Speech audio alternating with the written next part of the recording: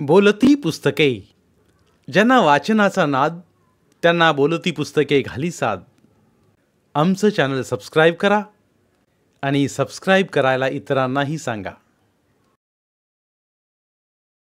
नमस्कार श्रोते मित्र हो, बोलती पुस्तके सादर करीत आहे ज्येष्ठ लेखक काका विधाते लिखित कादंबरी संताजी. प्रकरण 20. घोरपड्यांचे दिवाण काशीपंत रांझेकर हे जुने जाणते कारभारी संताजीला ते जहागिरीच्या कामासंबंधीची माहिती करून देऊ लागले. तुसूच्या काठीने क्षेत्राची शीव हद्द काटेकोरपणे मोजून निश्चित करावी लागते. तुसू म्हणजे एक माप. ते 14 तुसूंचा 1 हात आणि 5 हात 5 मुठी अशी 82 तुसूंची एक काठी असते. 20 काठ्यांचा 1 बिघा आणि 20 बिघ्यांचा 1 चावर. जमीन मोजणीची ही पद्धत चावराना चकबंदी वा बिघावणी म्हणून ओळखली जाते. मोजणी दरसाल करावी लागते नाही, पण जमीन झाडा दरसाल करावा लागतो. कसा करता हा जमीन झाडा? भूमीची प्रत पाहून पीक पाहणी करणं याला जमीन झाडा म्हणतात. तिचा कस पाहून अव्वल, दुम, सीम, चारहम अशी तिची प्रतवारी केली जाते. जमिनीतल्या पिकांवरून शेती जिरायत की बागायते ठरतं. बागायतीत ही मोठस्थल, पाटस्थल, राई असे प्रकार आहेत. शेतकऱ्यांकडून वसूल किती घेता? वसुलाचा आपला शिरस्ता मोगलाईहून वेगळा. शेतकऱ्यांच्या उत्पन्नाच्या एकूण 5 पक्सिमा करून त्यातल्या 2 दिवाणात घ्यायच्या आणि उरलेल्या त्याला ठेवायच्या. त्यात त्यांचं भागतं तर सरकार आणि शेतकरी या दोघात मिरासदारांसारखे दलाल नाहीत. वसूल राजाचे कारकून करतात. ठरल्याहून अधिक घ्यायची मुभा त्यांना नाही. हा झाला सरकारी झाडा. आपल्या खाजगत इनाम जमिनीत अनेक कुळे राबतात. त्याचं काय? दरसाल त्यांना राबणूक मिळते. शिवाय उत्पन्नातला अर्धा हिस्सा हक्काने घेतात ते. अफजल खानासारखा मातबर गनीम चालून आला तेव्हा कैक वतनदार परागंदा झाल्याचं संताजीनं पाहिलं होतं. त्यांना दिलासा देऊन परत आणताना लावणी, संचनी, कीर्द, मामुरीची कामे त्यांच्याकडून करून घेताना किती त्रास होतो ते त्याने अनुभवलंही होतं. श्यामराज पंतांच्या मार्गदर्शनाखाली जहागिरीतील कैक चावर पट जमीन त्याने लागवडीखाली आणली. शिवशाहीच्या दिवाणी कारभाराचा शिरस्ता जाणून घेतला. स्वराज्याची सुरणीस अण्णाजी तत्वविषयी श्यामराज पंतांना फार आदर. ते सांगत, अण्णाजी पंत दिवाणी कामातला मोठा माहीर माणूस. जमीन झाड्याचं महाकिचकट काम त्यांनी सरकारी माणसं न नेमता गावातल्याच पाटील, कुलकर्णी आणि देशमुखांकडून करवून घेतलं. का? सरकारी माणसावर त्यांचा विश्वास नव्हता? तसं नव्हे. गावातली मंडळी माहितगार. शिवाय या कामात त्यांचे हितसंबंध असल्यामुळे जागरूकपणे ते हे काम करतील हा व्यवहारी हिशेब त्यामागे होता. गावकऱ्यांनी जमिनीची काटेकोर मोजणी करून वाहती कास, पडीक अशी तिची अचूक प्रतवारी केली. मग अण्णाजींनी खरीप आणि रब्बी हंगाम पाहून प्रत्यक्ष लावणीनुसार चकबंदी केली. 1 पिकी, दुपिकी, जिरायत, बागायत अशी जमिनीची वर्गवारी करून वसूल लागू लागला. उत्पन्नाच्या 40% भाग शेतसारा ठरवला. मधले दलाल नष्ट झाल्यामुळे महसूल वाढला. शिवाय शेतकऱ्यांची पिळवणूकही थांबली. तुमचं सगळं म्हणणं खरं, पण परचक्र येतं तेव्हा ही व्यवस्था टिकत नाही. त्याचं काय? महाराज अशावेळी शेतकरी व्यापाऱ्यांना आधी सुरक्षित स्थळी हलवतात. परागंदा झालेल्यांना दिलासा देऊन पुन्हा आणून बसवतात. बीज, बैल, शेतीचं सामान, पोटाला धान्य कर्जाच्या रूपात तकवी देतात. जुन्या मोकाजदारांचे हक्क, रुसूम, बरहक्क चालवतात. लावणी, संचनीची कामे करून ओस पडल्या जमिनी लागवडीखाली आणतात. वजात ठरल्या जमिनीवर ते धारात घेत नाहीत. वजात जमिनी म्हणजे काय? सुरुवातीला अनुत्पादक असलेल्या जमिनी वजात समजल्या जातात. धारा नाही म्हटल्यावर रयत कष्ट मशागत करून त्या लागवडीखाली आणते. नंतर त्यावर धारा आकारला जातो, पण तो अगदीच माफक असतो. राज्याच्या भरभराटीसाठी महाराजांनी काय काय केलं ते संताजीनं शामराज पंतांकडून समजून घेतलं. उठलेली गावे त्याने फिरून वसवली. नगरात शहरात पेठ बाजार निर्माण केले. जंगम, कापडी, वाणी, उद्यमी, व्यापारी, शेटे, महाजन, कारागीर यांनी इतर देशातून आपल्या राज्यात यावं, वस्ती करावी, व्यापार उदीम वाढवावा म्हणून खास प्रयत्न केले. रयत नव्याने वसलेली असेल आणि शेतकामासाठी, दूध दुभत्यासाठी तिला गुरेढोरे विकत घ्यायचे असतील तर त्यावरचा बाजार कर माफ केला. यावनी राज्यातील मौजा, परगणा, सरकार आणि सुभा अशी 4 भागात केलेली राज्याची विभागणी बदलून आपल्या राज्याचा आटोप लक्षात घेत त्यांनी ती मौजा, तर्फ, प्रांत अशा 3 भागात केली. सुलतानी राज्यातला परगणा म्हणजे तालुका. या तालुक्या एवढ्या आकाराचा स्वराज्यातला सुभा होता. जास्तीत जास्त 2 महाल वा तर्फ मिळून 1 सुभा होई. त्यावर सुभेदार व देशाधिकारी नेमून त्याच्या मतीला दिवाण, मुजुमदार, फडणीस, सबनीस, कारखानीस, चिटणीस, जमेदार, पोतनीस असे वरखड अधिकारी दिलेले असत. क्वचित कोठे एकाहून अधिक सुभ्यावर सरसुभेदाराचीही नेमणूक केलेली होती. सुभेदारांच्या कामावर देखरेख करणं हे त्यांचं मुख्य काम. हवालदार हा सुभ्याचा शिबंदीचा मुख्य होता. देशमुख, देशपांडे हे स्थानिक अधिकारी, त्यांना देशक वा जमेदार म्हणत. वसुलीच्या कामात सुभेदाराला ते मदत करत. मुलखाची लावणी, संचनी, बटाई, वसाहत करणं, वसूल गोळा करून तो दिवाणात आणून भरणं ही कामे त्यांची. प्रत्येक महाल, तफे, तर्फ, कर्यात वा परगण्यात त्यांची नेमणूक असे. वसुलीच्या कामापोटी महाल, मोकासे वा वतने देण्याऐवजी वसुलाच्या 20वा भाग हक्क वा मोईन म्हणून त्यांना दिला जाई. नव्या जमिनी त्यांनी लागवडीखाली आणल्या तर त्यातील उत्पन्नाच्या 20वा भाग त्यांना मिळे. शिवाय देशमुख, देशपांडे, पाटील यांना रयतेकडून इतर हक्क, रसूम, मानपान असत. देशपांडा देशमुखांचं दप्तर सांभाळे. फडणीस, मुजुमदार, सबनीस असे इतर अधिकारीही त्यांच्या हाताखाली होते. देशमुखावर रयतेचा विश्वास, त्यामुळे सुभेदाराने त्याला सांभाळावे, त्याची मर्जी राखावी अशी महाराजांची अपेक्षा असे. रयतेचं स्थैर्य, कोळे एकसंग राखणं, मुलखाची अब्बादानी करणं हे देशमुखावरच अवलंबून आहे याची जाण त्यांना होती. सुभ्यामध्ये अनेक महाल, तर्फ वा कर्यात असत. त्याचा मुख्य हवालदार तो मुजुमदारासोबत गावोगाव फिरून धान्य रूपात वसूल गोळा करी. गाव परगण्यातील वतनदारांच्या कामकाजावर लक्ष ठेवी. राज्यातला सगळ्यात लहान घटक म्हणजे गाव अथवा मौजा. गाव ज्या कुटुंबाने वसवला त्या कुटुंबाकडे त्याचा मुख्य कारभार वा पाटीलकी असे. पाटीलकीचे मुख्य कारभाराला मोकदम म्हणत. कुलकर्णी, चौगला या अधिकाऱ्यांच्या मतीने तो गावगाडा चालवी. लागवडीखाली आलेल्या जमिनीपैकी प्रत्येकी 120 बिघांमध्ये 5 बिघे जमीन त्याला वा कुलकर्ण्याला इनाम मिळे. इनामाच्या अपेक्षेने अधिकाधिक जमीन लागवडीखाली यावी म्हणून ते दोघे झटत. दर साल पिकांची पाहणी करून खंड ठरवणं, तो वसूल करून सुभ्याच्या कचेरीत भरणं हे या दोघांचं काम. त्याबद्दल त्यांना सारा माप असे. मिरासदार आणि उपरी हा महसुली व्यवस्थेतला आणखी एक महत्त्वाचा घटक. अनेक वर्षे जमीन कसणाऱ्या कदीम कुळांना जमिनीची मालकी आणि गावाचा कारभार याविषयीचे काही अधिकार पूर्वापार प्राप्त झालेले असत. त्यांना मिरासदार म्हणत. ते गावाचे कायम रहिवाशी. जोवर खंड नियमित भरत तोवर त्यांना बेदखल करण्याची मुभा कुणालाही नव्हती. महाराजांनी त्यांचे अधिकार कायम ठेवले, पण वसुलासाठी ते राज्याच्या अधिकाऱ्यांना जबाबदार राहतील अशी व्यवस्था केली. उपरी हे मामलतदारांच्या परवानगीने सरकारी जमिनी कसत. मिराशीचा म्हणजे वंश परंपरागत असा कोणताही अधिकार त्यांना नसे. खेड्यातले कर, सार्वजनिक खर्च यांचा जास्त भार त्यांच्यावरच पडे.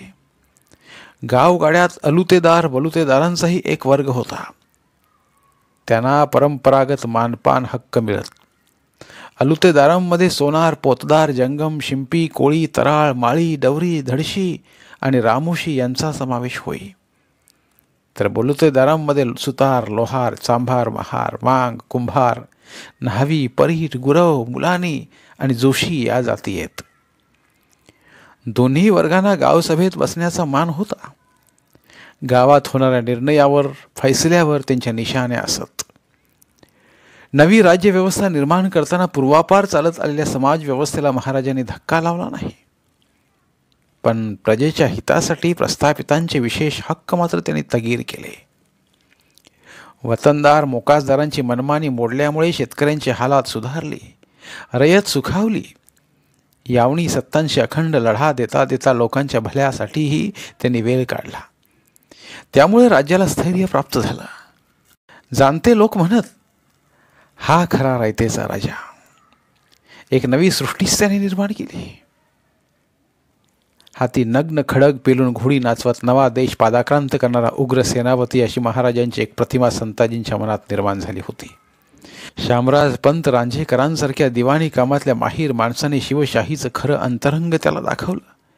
महाराजांनी कारभारात घालून दिलेले बंद पाहता अहोरात्र प्रजेच्या कल्याणाची काळजी वाहणारा, तिच्या सुखासाठी जुनाट परंपरागत व्यवस्था मोडीत काढून नवे क्रांतिदर्शी कानूजाब्ते निर्माण करणारा, सत्ता संपत्ती आणि ऐश्वर्य तुच्छ मानून जनसामान्यांच्या हितासाठी धडपडणारा निरीश्य निर्मोही असा राजयोगी महाराजांच्या रूपात त्याला दिसू लागला.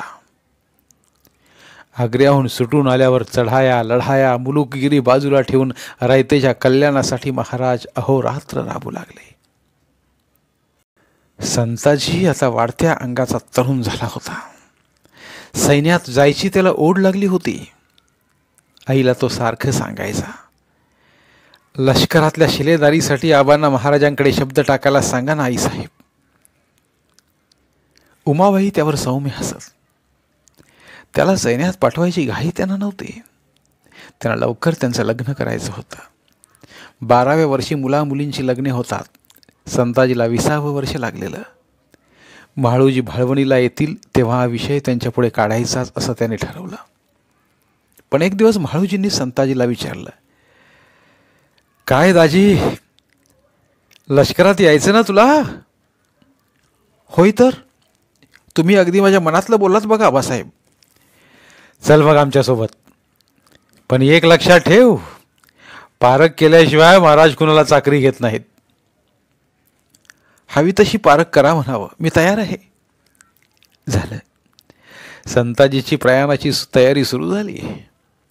त्याची ती लगबग पाहून कोकण्या हसू लागला.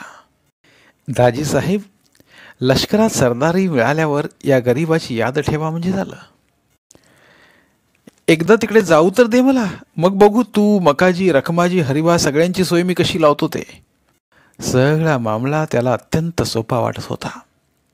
आबांचा एवढा मोठा वशिला, गेल्या गेल्या सैन्यात आपल्याला मोठा हुद्दा मिळेल. मग काय, आपल्या दोस्तांना सहज आपल्या कटकात सामील करून घेता येईल. संताजी कल्पनेत नुसता तरंगत होता. जाताना आईच्या पायावर त्यानं डोकं ठेवलं. उमाबाईंचे डोळे भरून आले. तिन्ही भाऊ मिठी मारून त्याला म्हणू लागले, दादासाहेब परत लवकर या, आम्ही तुमची वाट पाहू. उमाबाई भरल्या आवाजात म्हाळूजींना म्हणाल्या, सांभाळा पोराला, तुमच्याच निगराणीखाली ठेवा. महाराज आले. धनाजी जाधवही त्यांच्यासोबत होता. त्याच्याशी नजरानजर होता संताजी ओळखीचा हसला. येसाजी कंक पुढे होत म्हणाले, आज म्हाळूजी घोरपाड्यांचा लेख संताजीचा मुकाबला धनाजी जाधवाशी होणार. ही स्पर्धा आहे, लढाई नव्हे, हे दोघांनी लक्षात ठेवावं. इजा करण्यासाठी नव्हे, हुन्नर दाखवण्यासाठी त्यांनी हत्यार चालवायचं आहे. कोण सरस कोण निरस याचा फैसला सरनवाब प्रतापराव गुजर करतील. आधी यांची घोडदौड पाहू, मग बरची, भाला आणि विट्याची फेक पाहू. पट्टा चालवण्याचाही काही मुजाहरा दोघांनी दाखवावा. शेवटी तलवारबाजीचे तमाशे पाहू. मोत्तद्दाराने 2 तगडे घोडे मैदानात आणून उभे केले. त्यावर स्वार होऊन दोघांनी सफाईने रिंगण घेत मैदानातले सर्व अडथळे लिलिया पार केले. भरधाव दौड सुरू असताना अचानक घोडा जागच्या जागी थांबवण्याचं त्यांचं कसब अप्रतिम होतं. धावत्या घोड्याच्या पाठीवर बसून अनेक कसरती त्यांनी केल्या. एका बाजूला ओनव होऊन कौशल्य दाखवताना दोघं घोड्यावरून खाली पडतील की काय अशी भीती लोकांना वाटली. पण घोरपडीसारखे घोड्यांच्या पाठीला ते घट्ट चिकटलेले. लांब बर्चीने धावत्या घोड्यावरून जमिनीवर ठेवल्या पिकल्या फळाचा त्याने अचूक वेध घेतला. घोड दौडीतली त्यांची हुकूमत वाखाणण्याजोगी होती. भाला विट्याची अचूक फेक करण्यात ही दोघे तडीस तोड. त्यांच्या कसरती शस्त्रलाघव पाहून लोकांच्या डोळ्यांचं पारणं फिटलं. पट्टे फिरवताना त्यांच्या अंगाची जणू भिंगरी झाली होती. सामना इतका तुल्यबळ होता की दोघातून सरस निरस कोण ते ठरवणार प्रतापरावांसारख्या अनुभवी लष्करी गड्यालाही कठीण वाटू लागलं. अखेर पसरट पात्याच्या पोलादी फिरंगी घेऊन तलवारबाजीसाठी ते समोरासमोर उभे ठाकले. झुंज सुरू झाली. फिरंगीला भिडली. बळणी कौशल्यपणाला लागलं. तलवारी खणखणू लागल्या. त्वेषाने उसळून दोघे वार ओढत होते. ढालीच्या टणक पाठीवर तलवारीचं पोलाद आदळू लागलं. त्यांच्या उड्यांनी मैदान दणाणून गेलं. श्वास रोखून लोक ती झुंज पाहत होते. नंतर हातातल्या ढाली फेकून ते लढू लागले. एकाचा वार वर्मी बसणार असं वाटत असताना दुसरा उडी मारून सफाईने तो चुकवायचा. ए भले वीर, शाबास संताजी, शाबास धनाजी. गर्दीतून आवाज उमटू लागले. वयात आलेल्या दोन वाघांची झुंज पाहिल्याचं समाधान लोकांना वाटत होतं. दोघांची ताकद दम सारखा. अर्धा प्रहर लोटला तरी कुणीही दमेना, थकेना. शेवटी महाराजांनीच डोळ्याने खुणावून प्रतापरावांना झुंज थांबवायला सांगितली. दोघे महाराजांसमोर येऊन मुजरा करून उभे राहिले. दोघांच्या घामेजल्या पाठीवर शाबासकीची थाप देत ते म्हणाले. मग झुंज मनासारखी झाली. दोघे तोडीस तोड आहात. दुसऱ्या दिवशी गडावरच्या सबनीसाने महाराजांची आज्ञा त्यांना ऐकवली. तुम्हा दोघांना पागेत बारगीर म्हणून घ्यायचा हुकूम झालाय. संताजीने म्हाळूजी बाबांच्या कटकात राहून काम करावं आणि धनाजीने एंकोजी खांडेकराच्या पथकात सामील व्हावं. संताजी ते ऐकून हिरमुसला. पण धनाजी खुश होत म्हणाला, शेवटी तुम्हीच माझ्या कामी आलात म्हणायचे. तुमच्यामुळं मला लष्करात प्रवेश मिळाला. तो कसा काय? सैन्यात दाखल होण्यासाठी मी कधीचा उतावीळ झालो होतो, पण महाराज काही बोलतच नव्हते. कदाचित माझी परीक्षा घेण्यासाठी थांबले असतील ते. काही असो, सामना झकास झाला. तुमची तलवारबाजी आवडली मला. धनाजीच्या अभिप्रायाने संताजीची कळी मुळीच खुलली नाही. ते लक्षात येतात धनाजीने विचारलं, का हो, तुम्हाला खुशी नाही वाटली? कसली खुशी? सरकारी घोडा आणि ढाल तलवार धरणारा बारगीर झालो याची. मग तुमची काय एका झटक्यात सरदार होण्याची अपेक्षा होती? इथं सरदारी मिळणं कठीण हे लक्षात आलंय माझ्या, पण साधा शिलेदार म्हणून घ्यायला काय हरकत होती? अलीकडे लष्करातलं शिलेदाराचं महत्त्व महाराजांनी जाणीवपूर्वक कमी केलंय. का बरं?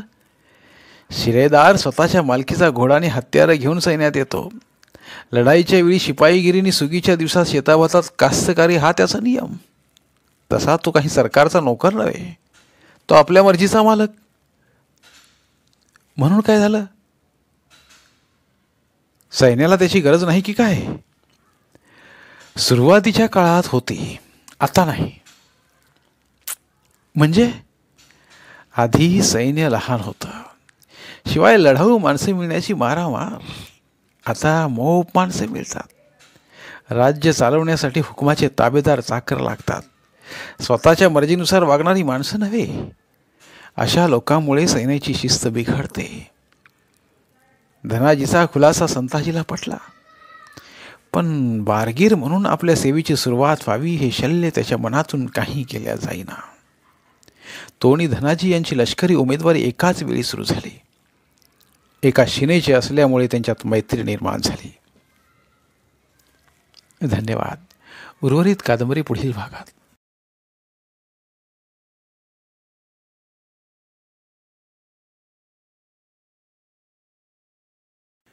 धन्यवाद. प्रिय श्रोते मित्र हो, आपल्यासाठी एक आवाहन. आमच्या चॅनलच्या प्लेलिस्ट विभागात तुमच्यासाठी शेकडो कादंबऱ्यांचे ऑडिओ बुक्स उपलब्ध आहेत. तिथे प्रत्येक कादंबरीचे सर्व भाग एकत्रित मिळतील. त्यामुळे सध्या सुरू असलेल्या क्रमशः कादंबरीच्या पुढील भागासाठी वाट पाहण्याची गरज नाही. तुमच्या वेळेनुसार तुम्ही संपूर्ण कादंबरी सलगपणे ऐकू शकतात आणि साहित्याचा आस्वाद घेऊ शकता. कृपया आमच्या चॅनलच्या होमपेजवर जाऊन प्लेलिस्ट चेक करा आणि तुमची आवडती कादंबरी निवडा. धन्यवाद.